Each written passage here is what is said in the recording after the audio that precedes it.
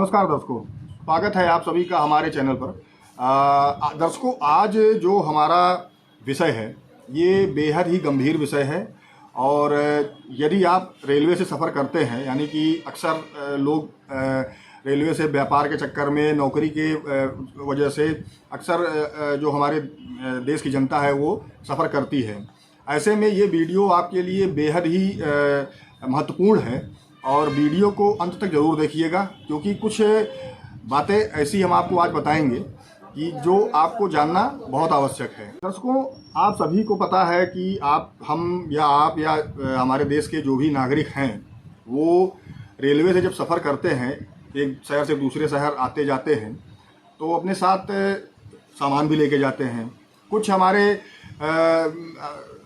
नागरिक हैं जो भारी भरकम सामान भी लेके जाते हैं। ऐसी स्थिति में दर्शकों, मान लीजिए कि किसी यात्री का सामान ट्रेन से चोरी हो जाता है।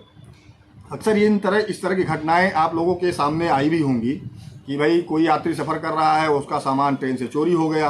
अब वो आदमी परेशान हो रहा है। मान लीजिए कि किसी व्यक्ति के सामान में, यानी कि किसी बैग मान लीजिए चोरी हो जाता है और उस बैग में किसी व्यक्ति का बेहद ज़रूरी कोई डॉक्यूमेंट रखा हुआ है, तो ऐसी स्थिति में यदि वो चोरी हो गया तो सोचिए कि उस व्यक्ति के ऊपर क्या बीतेगी। मान लीजिए कि कोई व्यक्ति किसी नौकरी के सिलसिले में जा रहा हो कहीं, और उस नौकरी से संबंधित जो भी ज़रूरी दस्तावेज हैं, जैसे कि हमारे पढ़ाई लिखाई से संबंधित भी लोग दस्तावेज अपने साथ लेके जाते हैं नौकरी की ज्वाइनिंग के लिए। अब रास्ते में उसका सामान कहीं चोरी हो गया तो उसके लिए तो बहुत ही गंभीर विषय है, बहुत ही मतलब कष्टकारी विषय है कि वो उसको समय से अगर वो डॉक्यूमेंट अगर वहाँ नहीं दे पाता है तो ऐसी स्थिति में उसको शायद नौकरी भी ना मिले।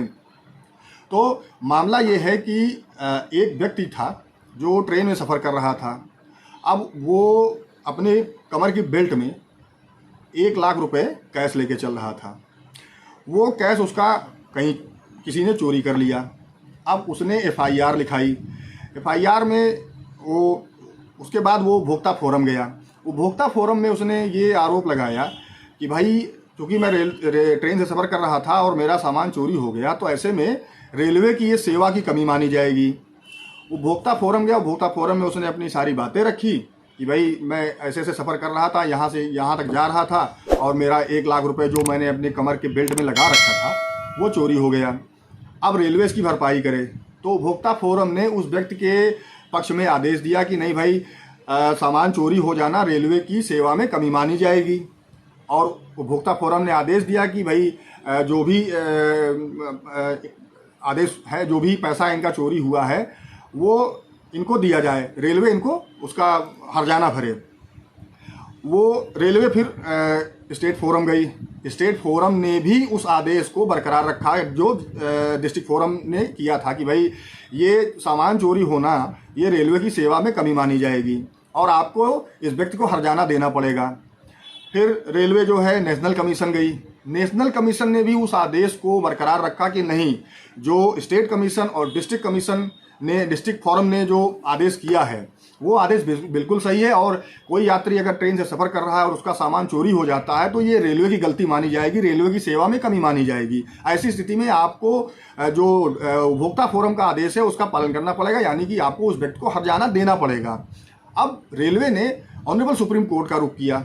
ऑनरेबल सुप्रीम कोर्ट के समक्ष रेलवे गई और वहाँ पे उन्होंने सारी बातें अपनी रखी कि भाई ऐसा ऐसा मामला हुआ और उस व्यक्ति का 1 लाख रुपए जो था वो चोरी हो गया।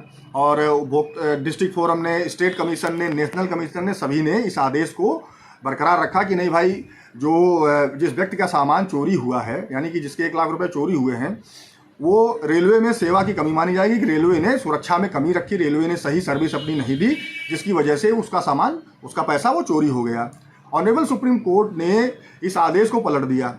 ऑनरेबल सुप्रीम कोर्ट ने ये कहा कि भाई देखिए कि किसी व्यक्ति का सामान चोरी हो जाना ये रेलवे की सेवा में कमी नहीं मानी जाएगी।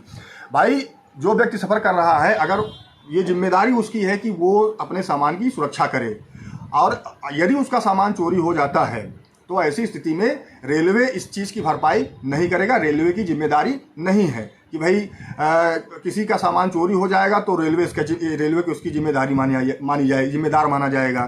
तो ऑनरेबल सुप्रीम कोर्ट ने नेशनल कमीशन का जो आदेश था और स्टेट कमीशन का जो आदेश था, डिस्ट्रिक्ट फोरम के जो आदेश थे, उन सारे आदेश को निरस्त कर दिया और ये कहा कि भाई चोरी होना, किसी व्यक्ति का सामान चोरी होना, ये रेलवे की सेवा में कमी मानी नहीं जाएगी। तो दर्शकों, अब आप सभी विशेष ध्यान रखिए इस चीज़ का कि जब भी आप सफ़र कर रहे हों तो ये आपकी जिम्मेदारी है कि भाई आप सामान की अपने स्वयं सुरक्षा करें, क्योंकि यदि आपका सामान कहीं चोरी हो जाता है तो रेलवे की कोई जिम्मेदारी नहीं होगी, जैसा कि ऑनरेबल सुप्रीम कोर्ट ने अपने आदेश में कहा है। तो इस चीज़ का विशेष ध्यान रखें, जब भी आप सफ़र करें तो बेहद ही सावधानी पूर्वक करें, क्योंकि यदि आपका कोई ज़रूरी सामान चोरी हो जाता है तो आप रेलवे से क्लेम नहीं मांग सकते हैं। तो दर्शकों, आज का जो हमारा प्रोग्राम था, अगर आपको पसंद आया हो, अच्छा लगा हो, तो आप हमें कमेंट के माध्यम से ज़रूर बताएं, वीडियो को शेयर करें और यदि आप चैनल पर नए हैं तो आप चैनल को सब्सक्राइब करना न भूलें। नमस्कार, जय हिंद।